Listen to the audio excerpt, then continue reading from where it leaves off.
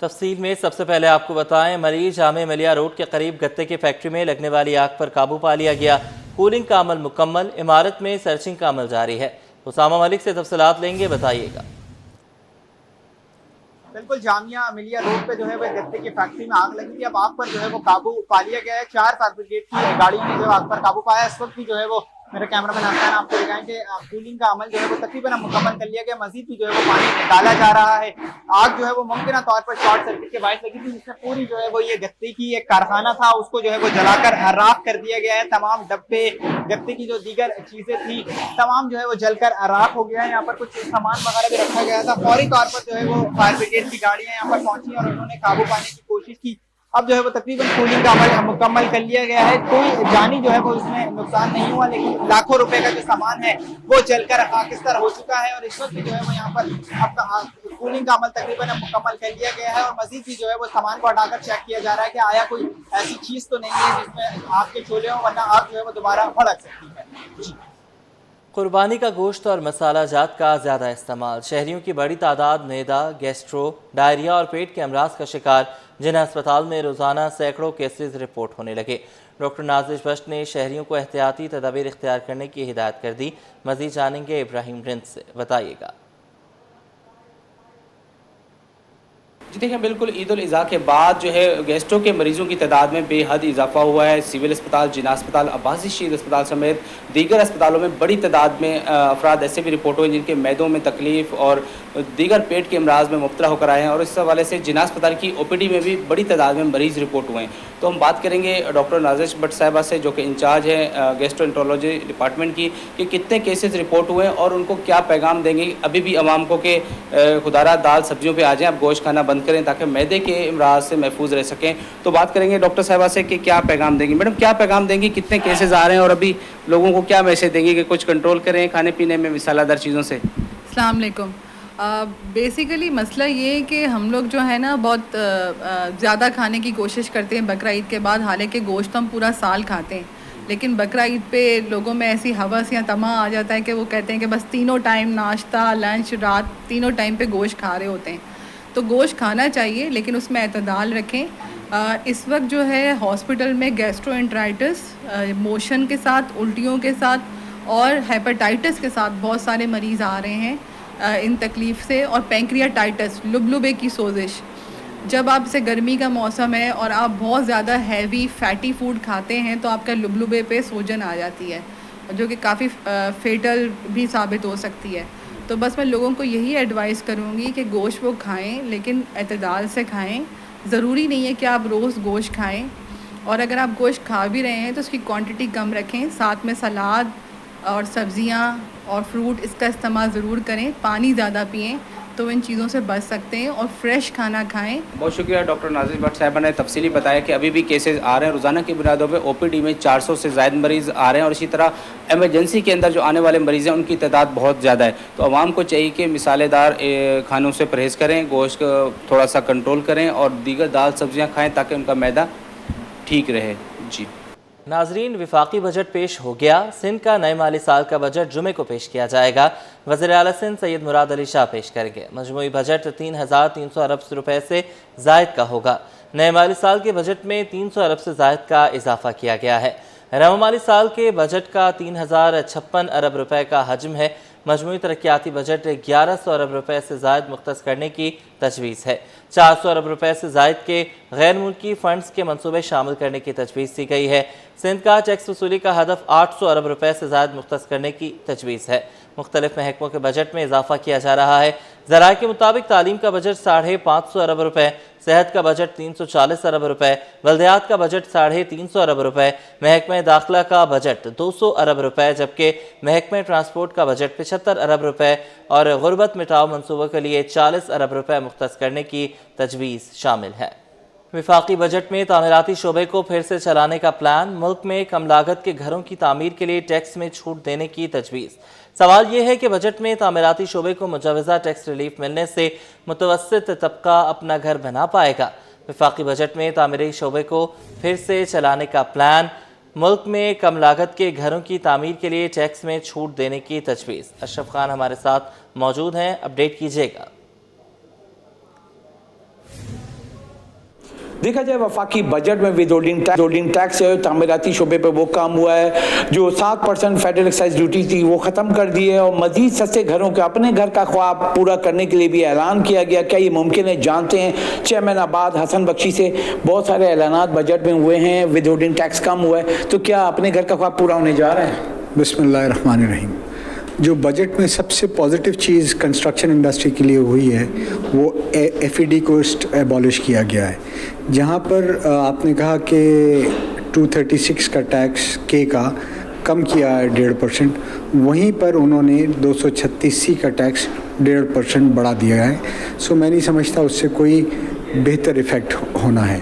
अच्छी चीज़ जो और की गई है कि उन्होंने मॉर्गेज फाइनेंसिंग को प्रमोट करने की बात की है, और उसका अपनी कॉस्ट में डालने की इजाज़त दी गई है, एक्सपेंस आउट करने की इजाज़त दी गई है। बट मैं ये समझता हूँ this is to little and to late. And एक इंग्लिश का फ्रेज़ है devil lies in the detail.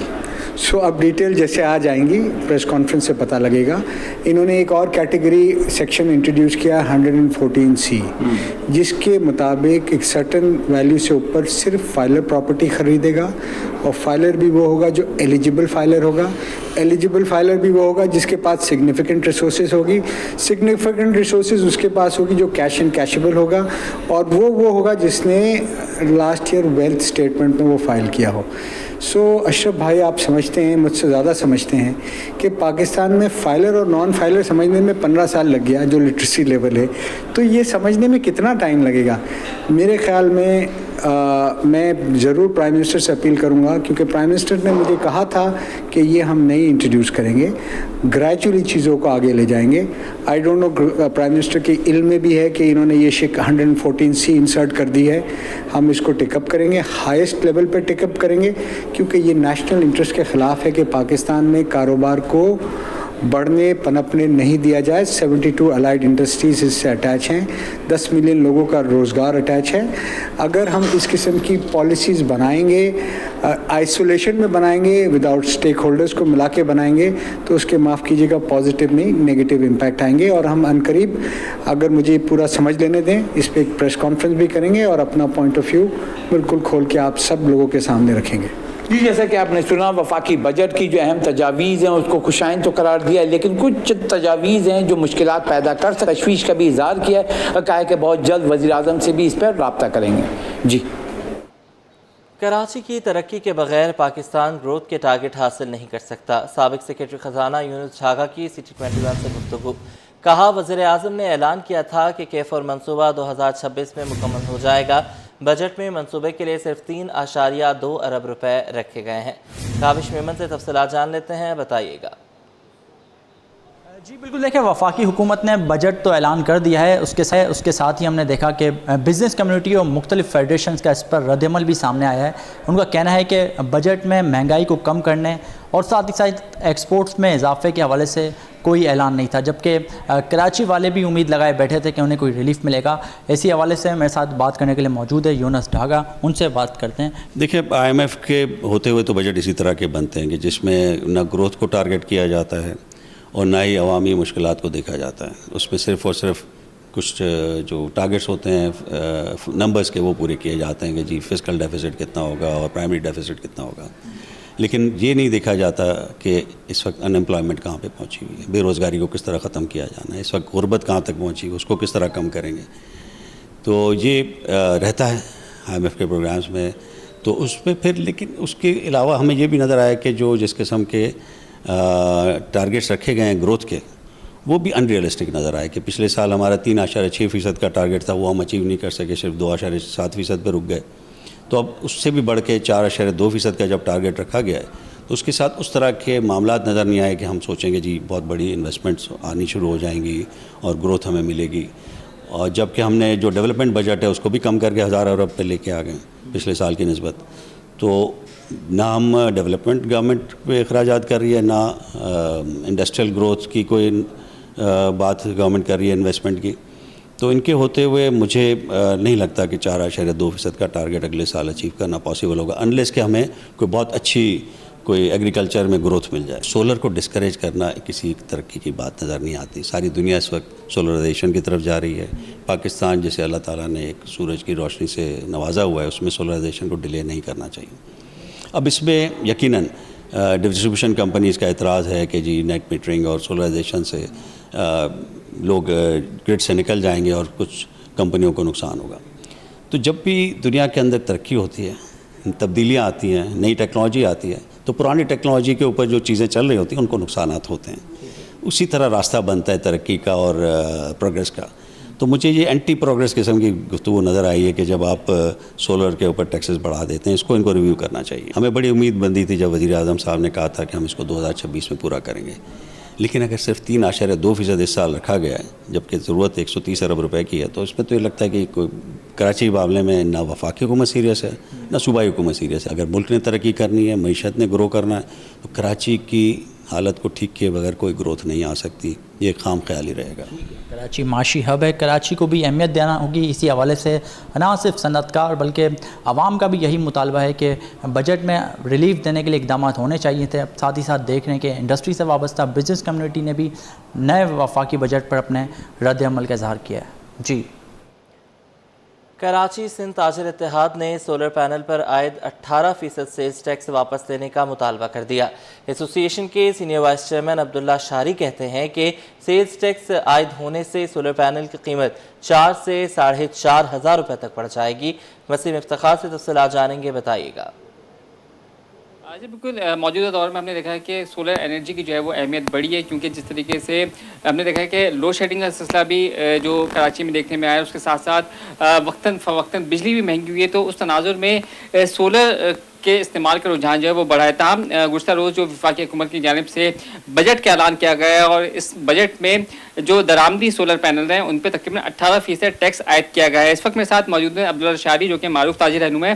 عبداللہ صاحب، چونکہ آپ جو ہے وہ سولر سیکٹر میں بھی جو ہے وہ کام کرتے ہیں، تو جس طریقے سے سولر پینلز پہ جو درآمدی سولر پینل ہے اس پہ 18% ٹیکس عائد کیا گیا ہے، تو اس کا کیا امپیکٹ آئے گا؟ دیکھیں جی، ٹیکسز تو گورنمنٹ کا کام ہے لگانا، اور ہمارا کام ہے مہنگائی کو فیس کرنا. دیکھیں، سولر جو ہے بیسکلی انڈسٹری میں یا کسی اور جگہ پہ اگر ہم بات کریں تو وہ لگا تو لیں گے، مگر آپ یہ دیکھیں کہ آپ کے ملک کے اندر اس سسٹم سے کتنا فرق آ رہا تھا آئل کے ریٹ کے اندر، اس کی ڈیمانڈ کے اندر. اور اگر ہم سیکنڈ بات کر رہے ہیں تو سولر ہم حکومتوں کے جو اعلان تھے کہ ہم 100 یونٹ تو 200 یونٹ والوں کو فری دیں گے، تو وہ تو فری تو سائڈ پر ہو گیا. جو ان بیچاروں نے کمیٹیاں ڈال کے خریدنے تھے وہ اس سے بھی گئے، کیونکہ 18% ٹیکس دیں گے تو مہنگا اور ہوگا.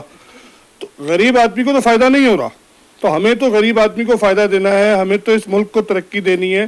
اس وقت تو میری کوشش ذاتی یہ تھی کہ ہم نے 1-2 لیٹر بھی لکھے کہ سولر سسٹم کے جتنے ایکوپمنٹ ہیں اس کی ڈیوٹیز کو زیرو کیا جائے، تاکہ زیادہ سے زیادہ اس کا استعمال ہو. اگر ہم اس وقت، کیونکہ سوشل میڈیا کا دور ہے، اگر آپ چائنا کی ویڈیو دیکھیں یا انڈیا کی ویڈیو دیکھیں، وہ تو پہاڑوں کے اوپر سولر لگا رہے ہیں، اور یہاں ہمیں اگر 100 گز کے فلیٹ پہ بھی لگانی ہے اور 2 کمروں کے لیے بھی استعمال کرنا ہے تو اس میں پہلے 18% ٹیکس دے گا. آپ قیمتوں کا حساب کتاب دیکھیں. گورنمنٹ کو چاہیے کہ وہ کسی بھی چیز پہ ٹیکس لگانے سے پہلے اس کے موقف کو دیکھے، اس کی ضرورت کو دیکھے کہ کیا ہمیں الیکٹرک پہ جانا ہے، اس کو استعمال کرنا ہے تو ہم ادھر دھیان دیں. اگر ہم نے سولر کو ترقی دینی ہے، ملک کو ترقی دینی ہے، معیشت کو ترقی دینی ہے، تو ہمیں ان چیزوں کو دیکھنا پڑے گا کہ اس ٹیکسوں سے ہمیں زیرو کرنا ہے، نہ کہ اس میں سیل ٹیکس لگا کے عوام کے اوپر اور بوجھ ڈالا جائے. جی بالکل، تھے عبداللہ شاری، جن کا کہنا ہے کہ جو حکومت کی جانب سے سولر پینلز پہ 18% ٹیکس عائد کیا گیا ہے، تو اس کا امپیکٹ کیا آئے گا کہ سولر جو پینلز ہیں ان کی پلیٹیں تقریباً 4 سے 4,500 ہزار روپے تک جو ہے وہ فی پلیٹ مہنگی ہو جائے گی. اور اس کے ساتھ ساتھ ان کا کہنا ہے کہ غریب عوام جو ہے اس کی پہنچ سے سولر پینل دور ہو جائیں گے. اس کے ساتھ ساتھ جو اس کے ساتھ دیگر جو اس کے ساتھ ساتھ جو آلات ہوتے ہیں ان پر بھی جو ہے وہ نظر ثانی کی جائے. ان کا مطالبہ ہے کہ فوری طور پر حکومت سولر پینل کی قیمتوں کو نہ صرف کم کرے بلکہ اس پہ ریلیف فراہم کرے تاکہ سولر پینل بآسانی عوام کی قوت خرید میں آ سکے. جی، خواتین کے لیے بننا سورنا ہوا مزید مہنگا. فی تولہ سونا 600 روپے مہنگا، نئی قیمت 3,52,900 روپے ہو گئی. 10 گرام سونا 514 روپے مہنگا ہو گیا، 3,02,554 روپے کا ہو چکا ہے. بیورو چیف اشرف خان ہمارے ساتھ موجود ہیں، اپڈیٹ کیجیے گا اس پر. इजाफे का असर मुकामी सराफा बाजार में भी देखा गया है, जिससे 1 तोला सोना 600 रुपए इजाफे के बाद 3,52,900 रुपए पहुंच गया है। साथ ही देखा जाए जिसमें 10 ग्राम सोना 514 रुपए इजाफे के बाद 3,02,554 रुपए पर पहुंच गया है, जबकि देखा जाए 1 तोला चांदी की कीमत 3,745 रुपए की सतह पर ही बरकरार रही है। सराफा डीलर का कहना है कि आदमी मार्केट में जैसे उतार चढ़ाव हो रहा है, उसकी कीमतों का असर, साथ में डॉलर की कीमतों का असर के भी असरात सराफा मार्केट में देखे जा रहे हैं। ठीक है, बहुत शुक्रिया, आपने हमें अपडेट किया।